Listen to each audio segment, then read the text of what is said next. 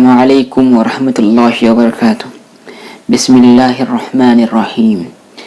الحمد للہ رب العالمین والصلاة والسلام علی سید الانبیاء والمرسلین محمد وعلی آلہ وصحبہ اجمعین، اما بعد۔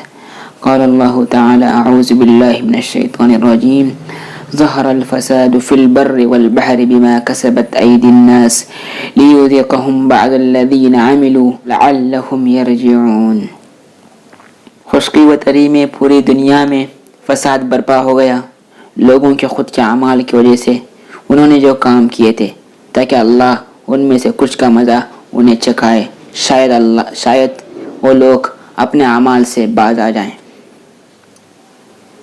پوری دنیا میں، خاص کر وطن عزیز بھارت میں جو حالات ہیں، ہر طرف سے مسلمانوں کو نا امیدی نظر آ رہی ہے۔ ہمیں ان حالات سے مایوس ہونے کی بھی ضرورت نہیں ہے، اور نہ زیادہ پر امید ہونے کی ضرورت ہے، نہ زیادہ مایوسی نہ زیادہ امید، بلکہ ہم کو ان نا امیدی میں امید کی کرن ڈھونڈنے کی ضرورت ہے۔ یقیناً حالات ہمارے مخالف ہیں، ہر طرف سے ہمارے خلاف سب کچھ جا رہی ہے۔ حالیہ بابری مسجد کے سانحے کو دیکھ لیجیے، ہر چیزیں ہر اعتبار سے ہمارے مخالف ہو رہی ہے، مگر ہم کو اس نا امیدی میں امید کی کرن ڈھونڈنے کی ضرورت ہے۔ دنیا کی ناکام قومیں وہ ہوتی ہے جو اپنی ناکامی، اپنی پستی، اپنی ذلت کی وجہ دوسری قوموں کو قرار دیتی ہے۔ ہم ہر بات پر، چاہے ہندوستان میں ہو یا پورے عالمی اعتبار سے ہو، عیسائی مشنریز کو، مغربی تہذیب کو، اسرائیل کو، امریکہ کو، یا ہندوستان میں دوسری فرقہ پرست طاقتوں کو ہم کوستے ہیں کہ انہی کی وجہ سے آج ہماری یہ حالت ہو گئی۔ یقیناً اس میں کوئی شک نہیں ہے، مگر ہم نے کبھی کیا اپنے گریبان میں جھانک کر دیکھا؟ وطن عزیز ہندوستان میں اتنے خراب حالات ہیں ہر اعتبار سے، مسلمانوں کے اعتبار سے بھی، ہمارے معاشی اعتبار سے بھی، پورے ملک میں ہر اعتبار سے حالات خراب ہیں کہ ہم نے کبھی ایک لحظے کے لیے بھی سوچا کہ میرے ذمے کیا ذمہ داری ہے۔ جس دن مسلمان اپنے ذمے کیا ذمہ داری ہے اس ذمہ داری کو سمجھے گا، اور تو اللہ کے فضل سے نسل در نسل وہ مسلمان ہوتا آ رہا ہے، اس کے سینے میں نسل در ایمان منتقل ہوتا جا رہا ہے۔ اگر اس چیز کے لیے تھوڑی سی بھی محنت کرے گا اور اس چراغ سے دوسرے چراغ کو روشن کرنے کی کوشش کرے گا، اور برادران وطن کے ذہن میں اور اس کے دل میں اسلام کے خلاف جو اس کے اندر گندگی بھری ہوئی ہے اس کو دور کرنے کی کوشش کرے گا، تو ہمیں یقین مانیے آئندہ آنے والے 5-10 سالوں میں ہندوستان کے حالات اتنے خراب نہیں ہوں گے۔ ہماری حالت اور ہماری ایک غلطی ہو گئی، ہم سے ایک چوک بار بار ہوتی ہے کہ ہر ایک طبقہ دوسرے طبقے کو ذمہ دار ٹھہراتا ہے۔ علماء طبقہ دانشوروں کو ذمہ دار ٹھہراتا ہے، دانشوروں کا طبقہ علماء کو ذمہ دار ٹھہراتا ہے، نوجوانوں کا طبقہ بوڑھوں کو ذمہ دار ٹھہراتا ہے، اور بوڑھوں کا طبقہ نوجوانوں کو اس حالات کا ذمہ دار قرار دیتا ہے۔ ہم جس دن اس سوچ کو چھوڑیں گے کہ حالات کو بگاڑنے کا وہ ذمہ دار ہے، اور یہ سوچیں گے کہ میری وجہ سے کیا سدھار ہو سکتا ہے، میری وجہ سے ماحول کتنا خراب ہو رہا ہے، میری کیا خامیاں ہیں، جس دن ہم سمجھیں گے اسی دن ہمارے لیے رائے ہموار ہو جائے گی اور ہمارے مسائل اور تمام مشکلات حل ہونا شروع کریں گے۔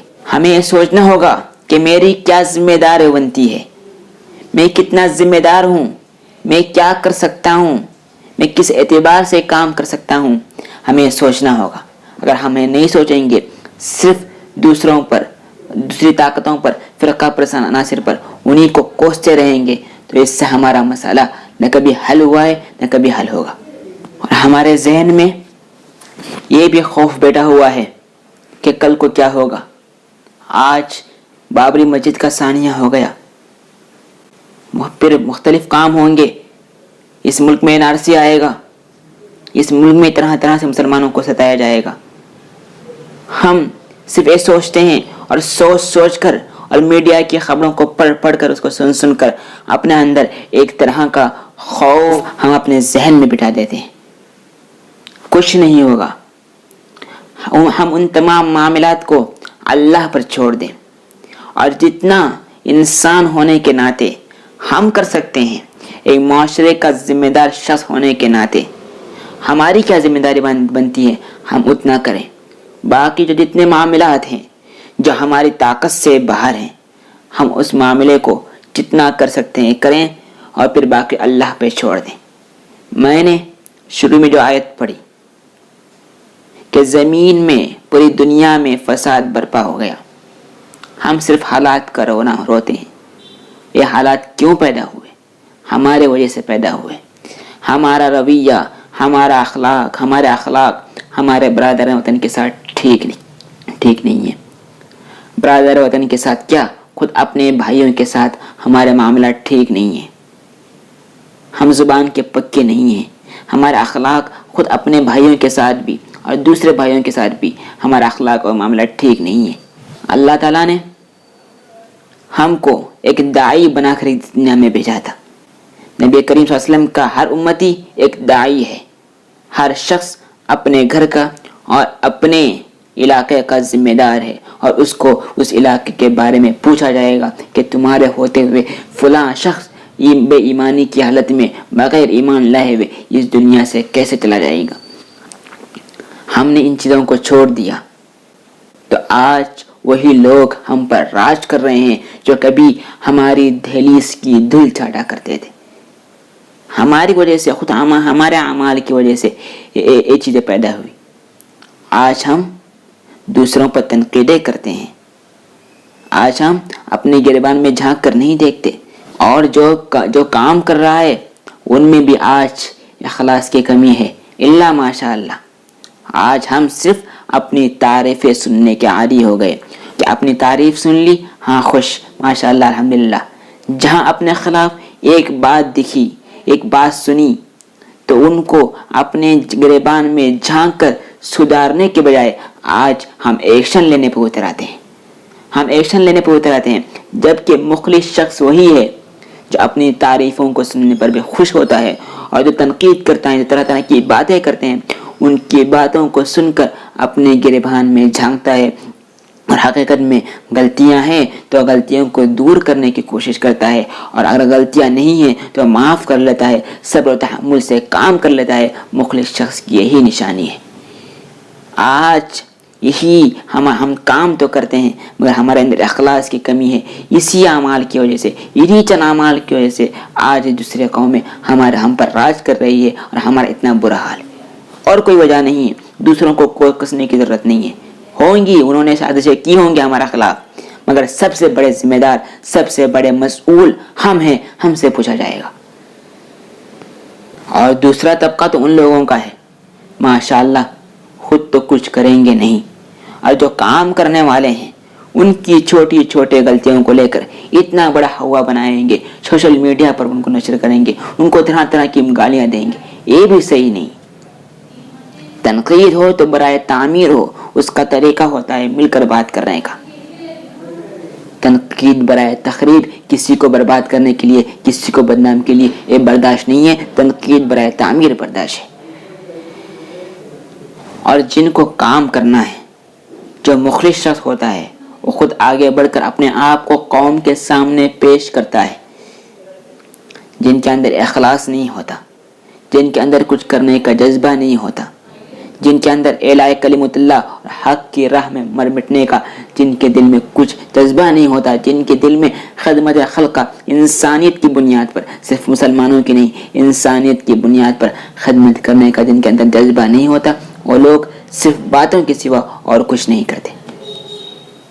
और जो लोग जिनके अंदर इस सलाहियत होने के बावजूद आगे आकर कौम के सामने आकर मुखलिसाना खदमात पेश नहीं करते, चंद रुपयों की खातिर इधर उधर जाते हैं, वो लोग भी कौम के लिए निहायत मुज़िर है। ये हालात खुद हमारे वजह से पैदा हुए। ہم نے اپنی ذمہ داری کبھی سمجھی نہیں. ہم نے اپنے قوم کے اندر جا کر دیکھا نہیں کہ ہمارے قوم کو کس چیز کی ضرورت ہے. تعلیم کے میدان میں، ثقافت کے میدان میں، دوسرے میدان میں، طبی کے میدان میں، کس میدان میں بھی آپ سوچ لیجیے ہم نے کبھی سوچا ہی نہیں. تو اسی وجہ سے آج فساد زمین میں پھیل گیا. آج دنیا کی وہی قومیں ہم کو آنکھیں دکھا رہی جو کبھی ہمارے دہلیز کی دھول چھاٹا کرتی تھی. اور ایک بات پھر سے دہراتا ہوں، سوشل میڈیا پر پچھلے دنوں سے میں دیکھ رہا ہوں کہ صرف ہم رونا رو رہے ہیں، اور وہ لوگ چاہتے ہیں کہ ہم رونا روئے، ہم پریشان ہوں، ہم صرف بیواؤں کی طرح چلائیں. تو ہم ایک کام کر کے خود ان کے کاموں کو تقویت دے رہے ہیں، دشمنوں کے کاموں کو تقویت دے رہے ہیں. ہمیں ایسی چیزیں، اپنی پریشانیوں کا اظہار سوشل میڈیا پر ایسے چیزیں نشر کر کے کرنا ہی نہیں چاہیے. خیر مسجد چلی گئی، ہاں ٹھیک ہے، یقیناً غم ہے. میں تو مولانا راوی صاحب کی اور الفاظ میں کبھی نہیں بھولوں گا کہ مسجد کا فیصلہ اگر ہمارے خلاف بھی جاتا ہے تو ہمارے بدن پر تو فیصلہ نافذ ہوگا، مگر ہمارے قلب و جگر پر کبھی نافذ نہیں ہو سکتا. یہ بات ہے. مگر ہم کیوں ہر بات کو غلط رخ دیتے ہیں؟ آپ دیکھیں ہندوستان میں کتنی غیر آباد مساجد ہیں جہاں پر شرابیں پی جا رہی ہے، جہاں پر مختلف گندے کام کیے جا رہے ہیں. ہر اعتبار سے اللہ کی نافرمانی اس مساجد میں کی جا رہی ہے. مگر ایک چیز نہیں ہے، فرزندان توحید کو وہاں پر عبادت کرنے کی اجازت نہیں ہے، وہاں پر نماز پڑھنے کی، وہاں پر قرآن پڑھنے کی، وہاں پر دوسرے اذکار کرنے کی اور اللہ کی عبادت کے لیے وہاں پر اجازت نہیں ہے. ہم ان مساجدوں کو بھی آباد کرنے کی کوشش کریں، قانون کے دائرے میں رہ کر کوشش کریں. اور جہاں تک اپنے علاقائی مسجدوں کو آباد کرنے کی بات ہے، نماز کے علاوہ بھی ہم وہاں پر ان مساجد میں وقت دیں، اسلام کو سیکھنے کے لیے، اسلامی احکامات کو سیکھنے کے لیے اور دوسری چیزوں کے لیے. میں آخر میں پھر سے بات دہراتا ہوں، ہر شخص اپنی ذمہ داری کو سمجھے اور ملک کے حالات کے لیے، قوم کے حالات کے لیے ہم کتنے ذمہ دار ہیں، اپنی ذمہ داری کو سمجھ کر حالات کو سدھارنے کی کوشش کریں، خود اپنے گھر سے، اپنی ذات سے. اور اس پیغام کو، نور توحید کو، اس کے بارے میں، نبی کریم صلی اللہ علیہ وسلم کی تعلیمات کے بارے میں جو ہمارے بھائیوں میں غلط فہمی پھیلی ہوئی ہے، ان چیزوں کو ہم دور کرنے کی کوشش کریں. اگر ہم ایک کام نہیں کریں گے، اگر ہم اخلاق کے ساتھ پیش نہیں آئیں گے، ہم صرف دوسروں پر تنقید کرتے رہیں گے، دوسروں کو نشانہ بناتے رہیں گے، تو حالات کبھی نہیں بدلیں گے، حالات کبھی بدل نہیں آئیں گے، بلکہ دوسری قوموں کو اللہ تعالیٰ اٹھائے گا، ان سے دین کا کام لے گا. اس لیے کہ اللہ کی ذات ہمارے محتاج نہیں ہے.